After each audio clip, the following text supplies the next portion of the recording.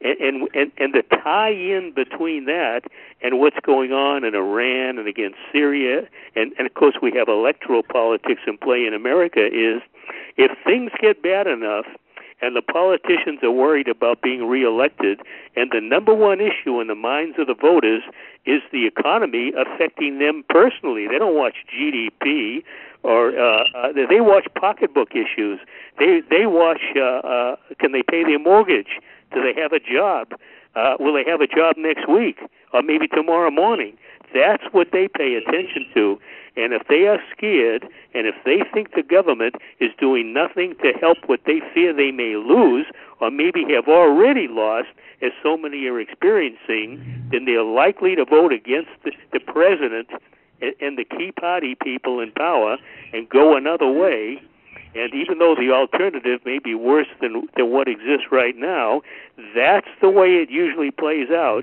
So if a leader is fearful of losing the election because of something as important as the economy, well, the all-time remedy to that situation is stoke fear, get the public scared, maybe start another war, and then people will say, oh, President Obama, protect us from those awful bad guys that you told us are attacking us. Well, nobody threatens America, Justin. America has not had an enemy since the Japanese surrendered in mid-August 1945. Literally, America has not had an enemy. The only ones we have are the ones that magically out of thin air we create, and we say, oh, my God, weapons of mass destruction. Iran's nuclear program. Iran has got no nuclear weapons program, at least according to the U.S. intelligence assessment as late as March 2011. Let me let you jump in. Well, I want to talk more about Iran's nuclear program. I do want to say, though, that no president has not been elected in wartime. And I think, as we are all very aware, President Obama, who has more Wall Street contributions than any other candidate at this point, than any other candidate in 2008, has clearly been very kind to Wall Street. He has not, broken up those quote-unquote too big to fail banks. Sure, we've maybe gotten layers and layers of regulations, but at the end of the day, if the bureaucracies are so inefficient and slugging down the government in terms the regulations don't really mean anything at all. I will say, though, that I read an article the other day which I guess stated or argued that 40% of Americans are independent. And since they are independent, they would not vote for either of the mainstream party candidates. Oh, I hope not. I say often on my program, Justin, that no one of sound mind and good sense and no one should vote for any candidate who calls themselves a Republican or a Democrat, because the two parties are what I call the duopoly. Mm-hmm. The duopoly power runs the country. There's no question about that. And it simply doesn't matter whether Obama or Romney or Mickey Mouse sits in the Oval Office. The power that runs the country always stays the same, and that's what the Republican and Democrat parties both represent. Mm-hmm. Nothing else. They are absolutely in lockstep on the major issues. They differ on some peripheral ones that are not unimportant for the people affected: gay rights, stem cell research, things like that. These are important issues, but they don't rise to the level of war and peace, corporate power, police state laws that literally target everyone potentially now. I mean, this is the most important stuff people need to know about, and this is what literally is turning America into a full-blown police state, heading us for more ruinous wars, bankrupting the country because we're spending on these imperial wars and handing who knows how much to the bankers, to other corporate favorites, and at the same time, ordinary people are being hammered with austerity when we really need to be doing things to help these people. They're in trouble. I mean, my God, the real unemployment rate in the country is over 22%. not the phony 8.5 that simply omits the long-term unemployed who have tried so hard, valiantly, to find a job and haven't. And if they come up in the monthly sample and they haven't said they're looking, they're not counted. So these are non-persons. What kind of a system puts together numbers this way? Even GDP is grossly overstated based on how the economic numbers were calculated a few decades ago. You'd come up with an entirely different reading than you get today. Inflation, real inflation is double digits, 10%, 11%. It's not the 3.5 or whatever they call it now. I mean, they simply distort the numbers. They come up with a formula that lets them do it, and it simply does not produce reality for people. So, we really have a desperate situation, and my advice to people is either vote independent or don't vote at all. Vote with your feet and simply go down the corner, but don't go into a voting booth.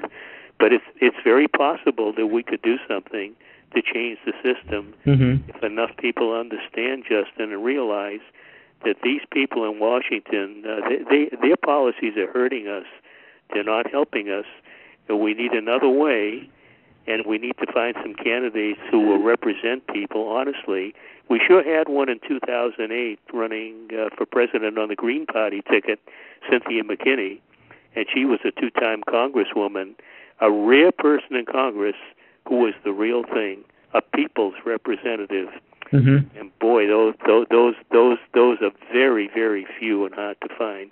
But she literally was, and she still is. And of course, there was a very organized effort when she was running for re-election to ensure that she was not re-elected. But that's a different story for another time. That 22% unemployment number you mentioned, Stephen, of course, is a reflection of the way we calculated unemployment under Clinton with the U6.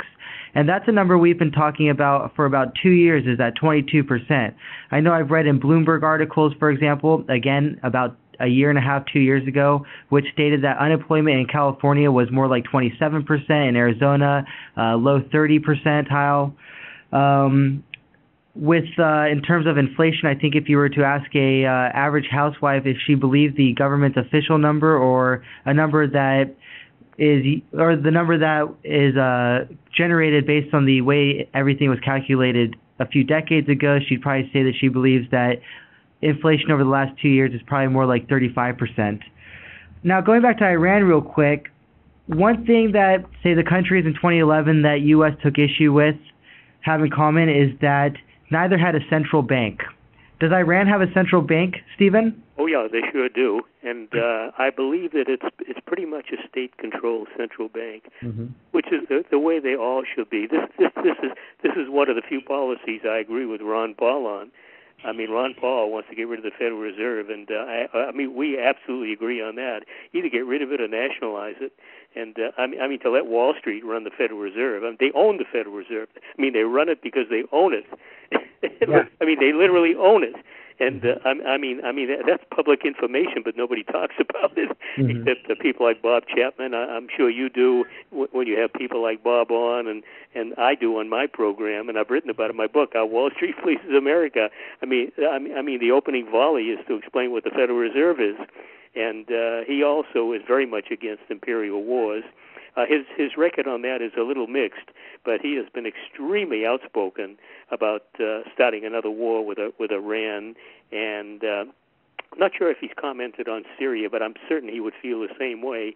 And I've quoted him. I quoted him in my new article today, talking about how he considers the sanctions on Iran an act of war. And whether it's that legally or not, I'm not sure, but it certainly rises to that level. If you literally crush a country's ability to operate economically, that's the same as a blockade. Don't let anything in or anything out.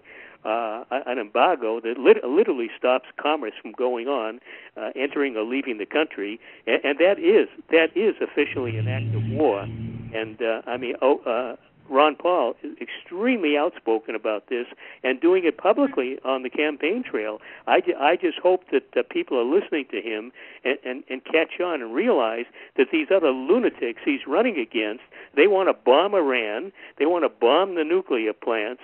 They're commercial operations. They're not military ones. And aside from the fact that this is illegal, I mean, it's insane to think of stuff like this. And they also want to attack Syria. And thank heavens, at least we have one candidate who is really taking public issue with this, and he has a lot of supporters. He does, and he's certainly injecting bits of truth into the debate, especially on the internet. You get his name out there through the mainstream press. If anybody were to go on the internet and watch 20 years of Ron Paul videos, they would have a mini economics lesson there, and one that is much better than what they would get in the university, at least in my experience. Oh, that's absolutely right. And let me defend him in one other way as well. I wrote a major article about Ron Paul and the charge of racism. He has a newsletter. I don't know if he still has it, but for a good number of years he had a newsletter, and there were racist articles that appeared in it. I don't know that he had a direct hand in that. He was in Congress. He had other things that he was involved in, and others were putting out this newsletter. I'm sure that he monitored some of it, but he may not have monitored all of it, and there could have been stuff that was put in that newsletter that he absolutely disagreed with. And I quoted someone with the NAACP who said he's known Ron Paul for many years, and he was a strong